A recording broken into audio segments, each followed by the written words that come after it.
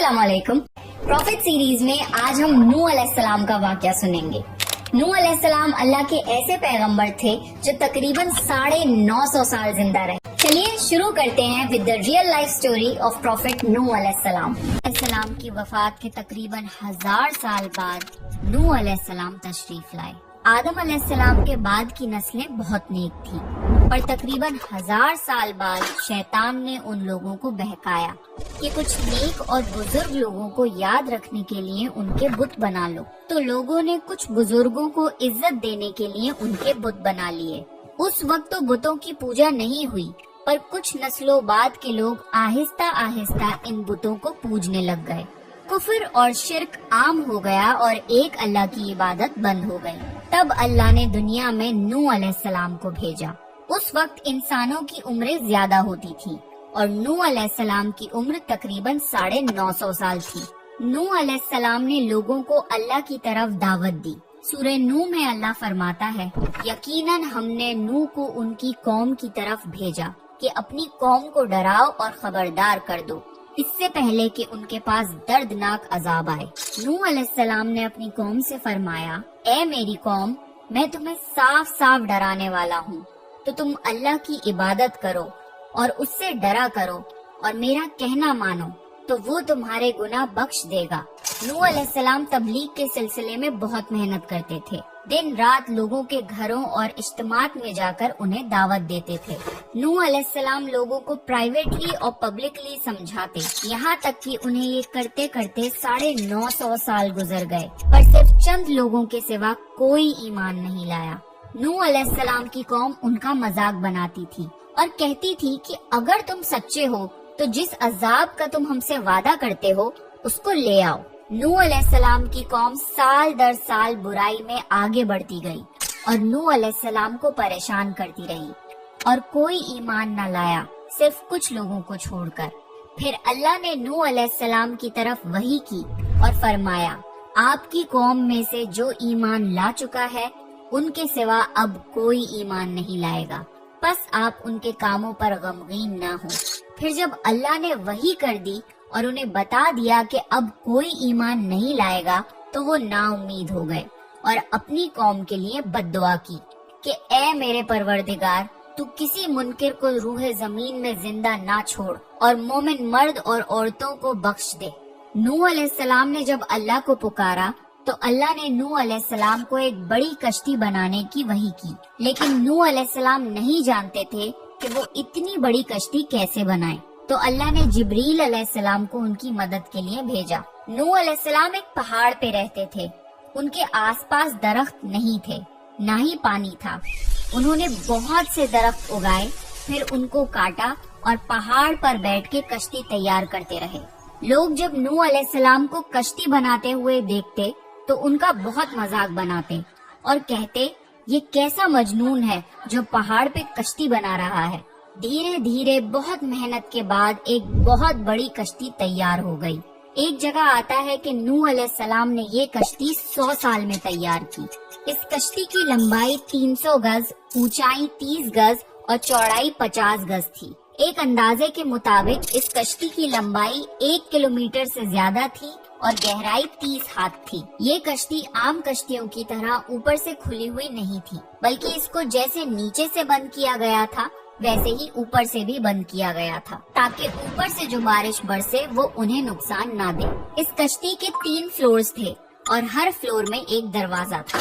अल्लाह ने नूह अलैहिस्सलाम को हुक्म दिया कि मोमिनों को और अपने घर वालों को और जमीन पर बसने वाले तमाम जानवरों का जोड़ा जोड़ा इस कश्ती में सवार कर लो। फिर अल्लाह ने आसमान और जमीन में से पानी खोल दिया और सैलाब आ गया।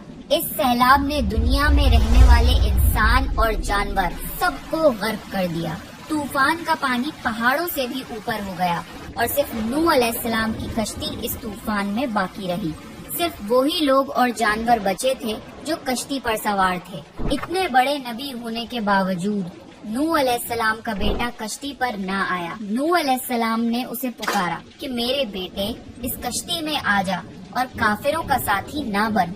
लेकिन उसने कहा कि मैं किसी पहाड़ की चोटी पर पनाह ले लूंगा जो मुझे इस पानी से बचाएगी।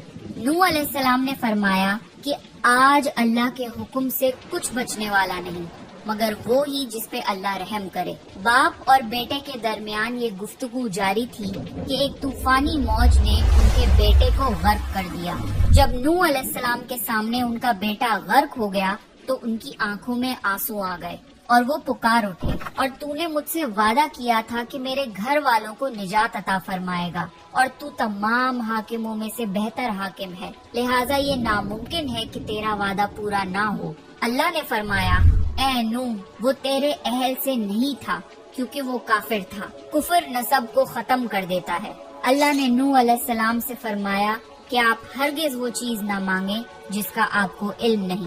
نوح علیہ السلام یہ بات سمجھ گئے اور فوراً اللہ سے توبہ کی۔ فرمایا، اے میرے پروردگار، میں تیری ہی پناہ چاہتا ہوں اس بات سے کہ تجھ سے وہ مانگوں جس کا مجھے علم نہیں۔ اگر تو مجھے نہ بخشے گا اور مجھ پر رحم نہ کرے گا تو میں خرابی والوں میں ہو جاؤں گا۔ کشتی نوح علیہ السلام اور ان کے ساتھیوں اور سارے جانوروں کی نسل کو لیے پانی کی تیز لہروں پر بلندی سے چل رہی تھی، مگر زمین پر موجود ہر چیز، انسان، جانور، پرندے غرق ہو چکے تھے۔ ان میں سے کوئی باقی نہیں بچا تھا، اگر کوئی بچا تھا تو وہ تھے کشتی والے۔ نوح علیہ السلام اور ان کے ساتھی 6 مہینے تک اس کشتی میں رہے۔ آخر اللہ کے حکم سے طوفان رک گیا۔ اللہ نے زمین کو حکم دیا کہ وہ پانی نگل جائے۔ زمین نے سارا پانی نگل لیا اور زمین خشک ہو گئی اور کشتی پہاڑ پر جا کر ٹھہر گئی۔ اب انہیں حکم ہوا کہ سلامتی کے ساتھ کشتی سے اتر آئیے، آپ سب پر برکت نازل ہوگی اور ان نسلوں پر بھی جو آپ سے پیدا ہوں گی۔ پھر صرف نوح علیہ السلام سے آگے کی نسل شروع ہوئی اور زمین میں ان کی اولاد کے علاوہ کسی اور کی نسل باقی نہ رہی۔ سارے جانوروں کی نسلیں بھی یہیں سے پھر سے پیدا ہوئی۔ نوح علیہ السلام کے 3 بیٹے تھے، سام، حام اور یافز، جن سے دنیا کی نسل آگے بڑھی۔ سام کی اولاد گندمی رنگ کی تھی۔ عرب ممالک سیریا، فلسطین اور اسرائیل کے لوگ سام کی اولاد ہیں۔ حام کی اولاد کالی رنگت کی تھی۔ افریقہ، ایبوریجنل آسٹریلیا، انڈیا، ایجپٹ اور سوڈان کے لوگ حام کی اولاد ہیں۔ گوری رنگت کے لوگ یافز کی اولاد ہیں۔ چائنا، جاپان، کوریا اور یورپ کے لوگ یافز کی نسل ہیں۔ نوح علیہ السلام کا چوتھا بیٹا جو ایمان نہ لانے کی وجہ سے برباد کر دیا گیا تھا، اس کا نام کنان تھا اور اس سے کوئی نسل آگے نہیں بڑھی۔ قرآن میں اللہ نے فرمایا، اور ہمیں نوح نے پکارا تو دیکھ لو کہ ہم کیسی اچھی دعا قبول کرنے والے ہیں۔ ہم نے اسے اور اس کے فرما برداروں کو اس زبردست مصیبت سے بچا لیا اور اس کی اولاد ہم نے باقی رہنے والی بنا دی۔ طوفان کے بعد نوح علیہ السلام 350 سال زندہ رہے، پھر نوح علیہ السلام فوت ہو گئے۔ نوح علیہ السلام کی کشتی آج بھی موجود ہے۔ ریسرچرز نے ترکی میں اس کشتی کو ڈھونڈ لیا ہے۔ قرآن میں اللہ نے فرمایا، اور بے شک ہم نے اس واقعے کو نشانی بنا کے باقی رکھا، پس ہے کوئی نصیحت حاصل کرنے والا؟ لوگ سٹوریز کو تو ڈینائی کر سکتے ہیں پر ایویڈینسز کو ڈینائی نہیں کر سکتے۔ نوح علیہ السلام کی یہ کشتی ایک بہت بڑا ایویڈینس ہے اس پورے واقعے کا۔ تو یہ تھا نوح علیہ السلام کا بہترین واقعہ۔ نیکسٹ آپ کون سے پروفٹ کی سٹوری سننا چاہتے ہیں، پلیز کامنٹ کر کے بتائیے۔